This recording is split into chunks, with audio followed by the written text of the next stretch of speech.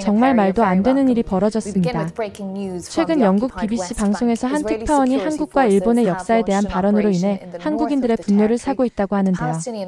그러던 중 그녀는 한국으로 파견을 가게 되며 한국에 도착한 순간 엄청난 현실과 마주하게 되었다고 합니다. 과연 그녀는 한국에 도착한 순간 어떤 현실과 마주하게 되었던 것일까요? 오늘의 사연 시작합니다.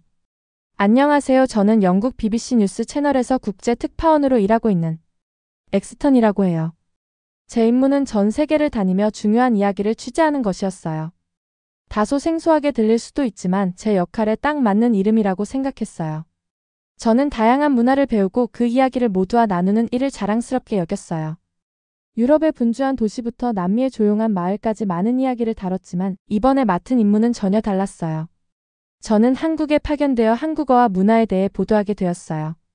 한국으로 떠나기 전 저는 한글에 대해 강한 선입견을 가지고 있었어요. 제가 하는 일의 특성상 세계의 여러 나라를 돌아다니며 여러 문자를 보았는데 한글은 그 중에서도 가장 단순한 모양을 가지고 있었거든요. 저는 중국 문자나 일본 문자처럼 복잡하고 깊은 역사를 가진 언어들이 더 멋있고 가치 있다고 생각했어요. 그 아름다운 획과 오랜 역사가 저를 매료시켰어요.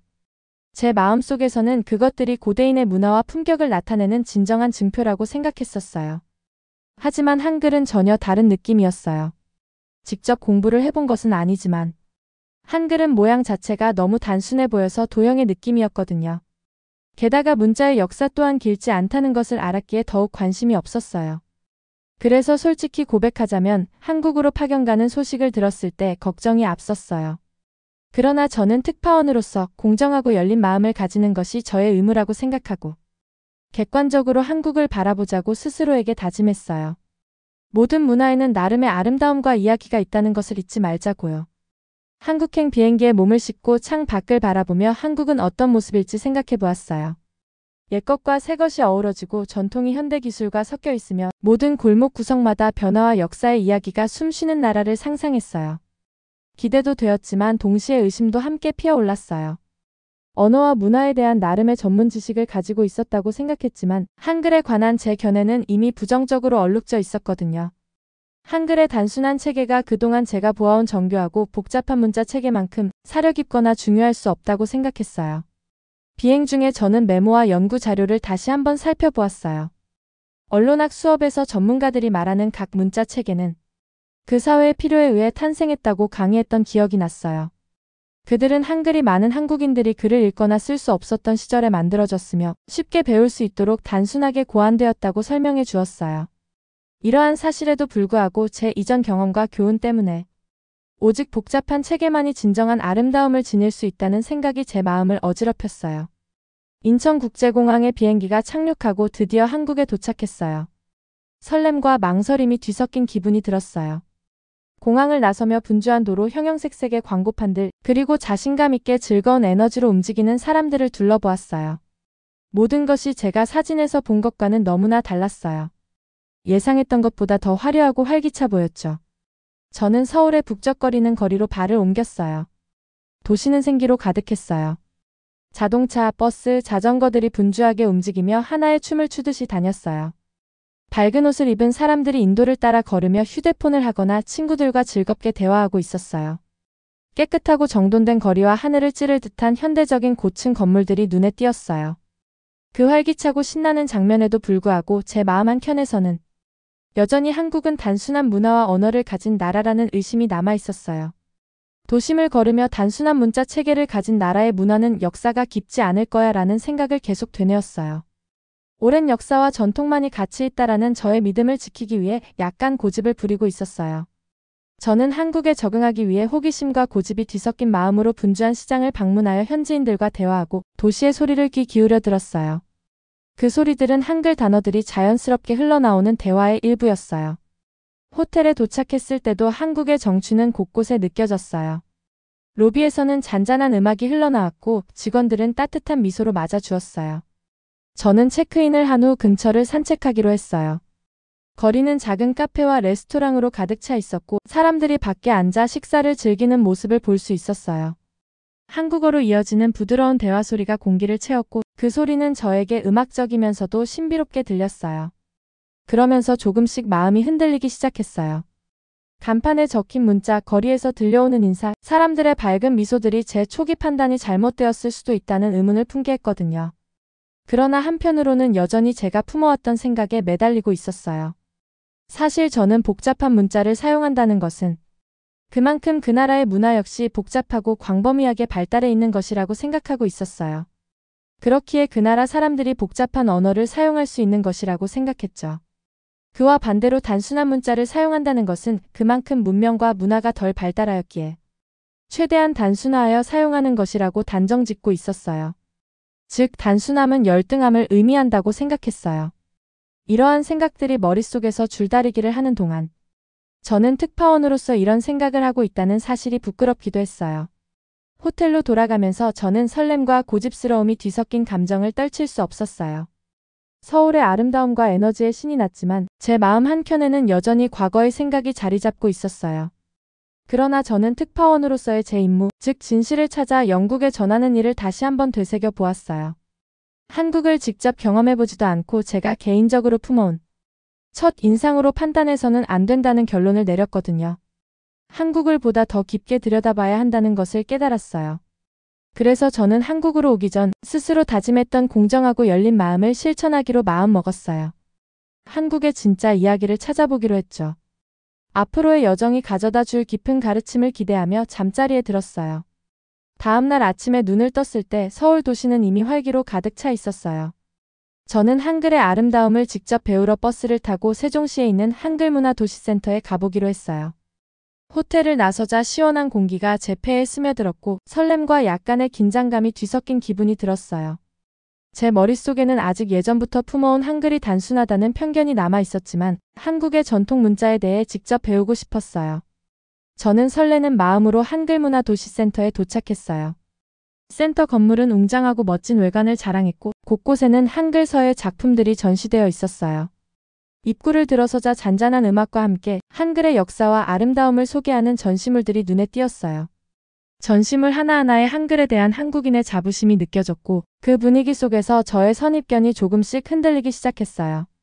한글 강좌에 참여한 저는 가장 먼저 한글의 창제 원리에 대해 듣게 되었어요. 다정한 강사님은 한글이 언제 어떻게 탄생했는지와 그 속에 담긴 철학을 자세하게 설명해 주셨어요. 저는 창제자와 창제 연도가 이렇게 명확하게 밝혀져 있다는 사실에 놀라지 않을 수 없었어요. 강사님도 한글은 문자 개발의 전 과정이 기록으로 남아있는 유일한 글자라고 하셨어요.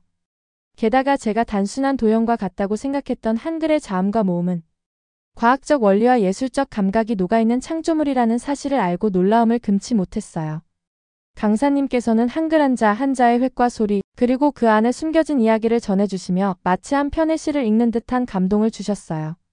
또한 친절하게 기본 자음과 모음의 올바른 쓰는 법도 알려주셨고 그 의미와 유래에 대해 설명해 주실 때마다 제 마음속에 한글에 대한 이해와 감탄이 커져갔어요. 수업이 진행되는 동안 함께한 현지 학생들과 짧은 대화를 나누며 서로의 생각을 공유했어요. 한 분은 한글의 창제 비화에 대해 또 한 분은 현대사회에서 한글이 어떻게 발전해왔는지에 대해 이야기해 주셨어요. 그들의 따뜻한 미소와 진심 어린 대화는 저에게 큰 위로와 감동을 주었어요. 저는 처음에는 예전 편견대로 한글을 단순한 문자라고만 여겼었는데 이제는 그 안에 숨은 깊은 역사와 문화 그리고 예술적 가치를 새롭게 인식하게 되었어요. 한글을 배우며 직접 체험한 경험은 제 마음속 깊은 곳에 작은 변화의 불씨를 지펴주었어요.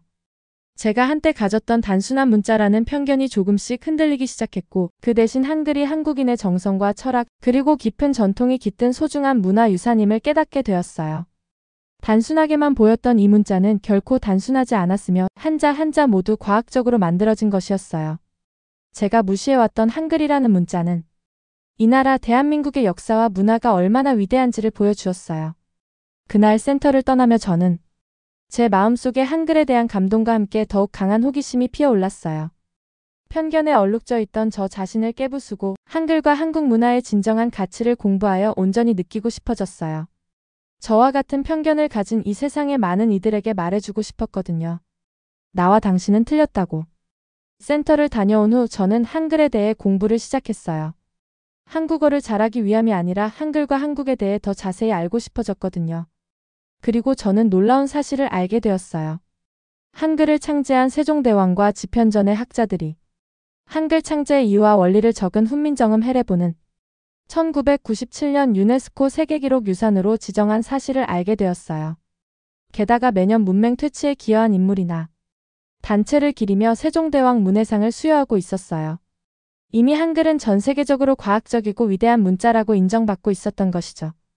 한글에 대해 알아갈수록 저는 제가 완전히 틀렸다는 것을 알게 되었어요. 한국의 문화, 역사, 언어, 모든 것이 제가 상상하지 못한 방식으로 의미가 있었어요. 며칠 후 기다리던 날이 찾아왔어요. 유명한 교수님께서 한글에 대해 강의를 하신다는 소문을 듣고 강의를 듣기 위해 현지 대학교를 방문하기로 한 날이었어요. 아직 온전히 한글의 우수성에 대해서는 장담할 수 없는 제가 그곳에서 다른 새로운 무언가를 배울 수 있을지 궁금했어요. 저는 이른 아침에 대학교 캠퍼스에 도착했어요. 캠퍼스는 활기찬 학생들로 가득했고 건물들은 현대적인 디자인과 전통적인 한국의 멋이 어우러져 있었어요. 푸르고 넓은 캠퍼스 내를 걸으며 새로운 모험에 대한 설렘이 제 마음속에서 끌어올랐어요. 저는 노트와 펜을 준비해두고 모든 세부 사항을 기록하기로 마음먹었어요. 곧 강의가 시작되었고 교수님께서 따뜻한 미소를 지으며 강의를 시작하셨어요. 교수님께서는 차분하고 친근한 목소리로 한글의 기원에 대해 설명해 주셨어요. 한글은 600여 년 전에 세종대왕에 의해 창제되었어요. 이는 모든 사람들이 평범한 사람들조차도 쉽게 읽고 쓸 수 있도록 하기 위해 만들어졌어요 라고 말씀하셨어요. 강의를 이어가는 교수님의 목소리는 자신감이 넘치면서도 세종대왕에 대한 존경심이 묻어났어요. 특히 한 나라의 국가 지도자인 왕이 온 백성을 위해 자주 애민 실용의 정신으로 창제한 문자이자 그 어떠한 나라의 글자에서도 본따온 것이 아닌 고유의 글자라고 설명을 하실 땐 교수님의 표정이 감격스러워 보이셨어요. 저 역시 한글의 창제 정신에 대한 설명을 들으며 감동을 받았어요. 강의는 계속되었고 저는 교수님의 설명을 들으며 점점 흥미를 느끼게 되었어요. 교수님께서는 칠판에 간단한 자음과 모음을 설명하기 위한 그림을 그리셨어요. 한글 자음은 글자, 발음, 기관의 모양을 본뜬 것이고 모음은 하늘, 땅, 사람을 형상화한 기본 글자에 토대를 두고 있다고 하셨어요. 저는 마치 한글이 예술과 과학의 결합체 같이 느껴졌어요. 이러한 창제 원리도 모두 기록으로 남아있다는 것이 실로 위대하고 존경스러웠어요. 교수님은 강의를 마치며 한글이 매우 과학적이고 체계적으로 만들어져 누구나 쉽게 배울 수 있도록 설계되어 있는 세계적으로도 매우 독창적이고 우수한 문자라고 강조하셨어요. 강의를 들은 저 역시 교수님의 말씀에 공감할 수밖에 없었어요. 한국의 문화적 정체성을 담고 있는 중요한 상징으로 수백 년을 이어온 지혜와 배려, 문화적 자산이라는 생각이 들었어요. 강의가 끝난 후 저는 대학교에서 주최한 실습 워크숍에 참여하기로 했어요. 그곳에서 직접 한글을 써보는 기회를 가졌어요. 처음에는 간단하지만 독특한 한글 모양을 만들려고 할 때 손이 서툴러서 조금은 좌절감도 느꼈어요. 그런데 제 옆에 앉은 은지라는 다정한 학생이 붓을 올바르게 잡는 방법과 종이에 붓을 움직이는 올바른 방법을 친절하게 알려주었어요. 연습을 거듭하면서 저는 점차 한글과 마음이 통하는 느낌을 받기 시작했어요. 제가 쓴 한자 한자는 옛날 우리 왕이 백성을 사랑했던 이야기와 배움과 화합을 중시한 문화의 이야기를 담고 있는 것처럼 느껴졌어요. 글을 쓸수록 예전에 단순한 문자라고만 생각했던 한글의 아름다움이 서서히 드러나기 시작했어요. 다른 학생들이 한글을 배우며 자신들의 역사와 정체성을 이해하게 된 이야기를 나누는 것을 들으면서 저도 한국에 온 이유에 대해 다시 한번 생각해보게 되었어요. 그날 오후 교수님께서 초대해 주신 대학교 언어연구실 투어에 참여하게 되었어요. 그곳에서 저는 한글을 현대적으로 활용하는 컴퓨터와 기기들을 볼 수 있었어요. 교수님께서는 한글의 단순한 구조가 디지털 기술에 매우 효율적이라는 사실을 설명해 주셨어요. 예를 들어 컴퓨터 키보드의 경우 알파벳 등은 사용 빈도수에 따라 배열되어 있어서 경우에 따라서는 단어를 완성할 때 한 손으로만 치는 불편이 발생할 수 있었어요. 하지만 한글 음절은 자음과 모음 또는 자음과 모음에 다시 자음을 받쳐 적는 규칙성이 있기 때문에 이에 맞게 자판도 왼편에 자음, 오른편에 모음이 배열되어 있어서 자연스럽게 왼손과 오른손을 규칙적으로 이용해 입력할 수 있다는 것이죠.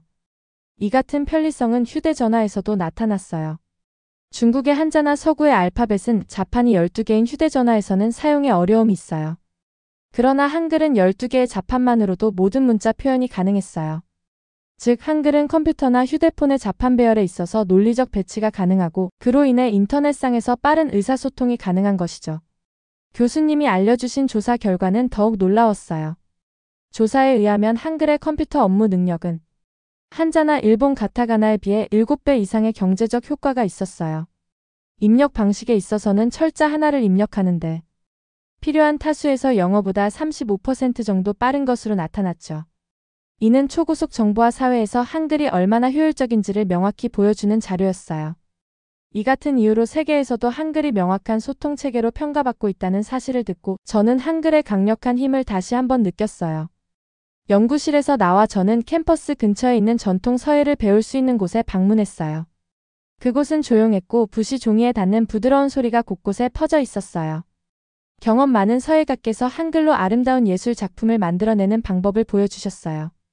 우아한 붓놀림 하나하나에서 평범한 글자들이 마치 종이 위에서 춤을 추듯 예술 작품으로 변해가는 모습을 보며 한글이 실용적일 뿐만 아니라 깊은 감정과 예술적 아름다움을 표현할 수 있는 언어임을 깨달았어요. 한글은 수세기에 걸쳐 성장하고 발전해온 한국인의 정신을 담은 언어였어요. 하루가 끝나갈 무렵 저는 오늘 경험한 모든 것들로 머릿속이 가득 찬 것을 느꼈어요. 강의 실습, 현대기술, 그리고 전통 서예의 경험들이 모두 어우러져 한글이 제가 상상했던 것보다 훨씬 풍부하고 복잡한 언어라는 사실을 깨닫게 해주었어요. 한글은 단순한 기호의 집합이 아니라 역사와 예술, 과학, 그리고 열정이 어우러진 언어였어요. 저는 한때 무시했던 한글이 이제는 새로운 시각으로 보이기 시작한 듯한 기분이 들었어요. 저녁에 호텔로 돌아가면서 오늘의 경험들을 곱씹어 보았어요. 처음에 의구심은 제가 한글에 대해 제대로 이해하지 못해서 생긴 것임을 깨달았어요. 이제는 한글에 대한 존경심이 마음속 깊숙이 자리 잡게 되었어요. 마치 제가 숨겨진 보물을 발견한 듯한 느낌이었어요. 옛 편견은 서서히 사라지고 대신 호기심과 감탄이 자리 잡기 시작했어요. 그날 한국에서의 경험은 제 인생의 전환점이 되었어요. 한글의 단순해 보이는 겉모습 뒤에 숨은 깊고 복잡한 역사를 이해하게 되었고 그것이 모두가 배울 수 있도록 하려는 의지를 담고 있다는 것을 알게 되었어요. 저는 한글을 가까이에서 볼 수 있는 기회를 얻게 되어 참 감사했고 앞으로 한국 문화와 숨겨진 보석들에 대해 더 많은 것을 알게 될 여정에 대해 설레는 마음을 갖게 되었어요. 다음날 아침 한국의 궁궐 경복궁을 방문하기로 했어요. 궁궐문을 지나며 고즈넉한 돌담과 조용한 정원이 저를 따뜻하게 맞아주었어요. 부드러운 바람에 실려오는 역사의 속삭임이 들릴 듯했어요.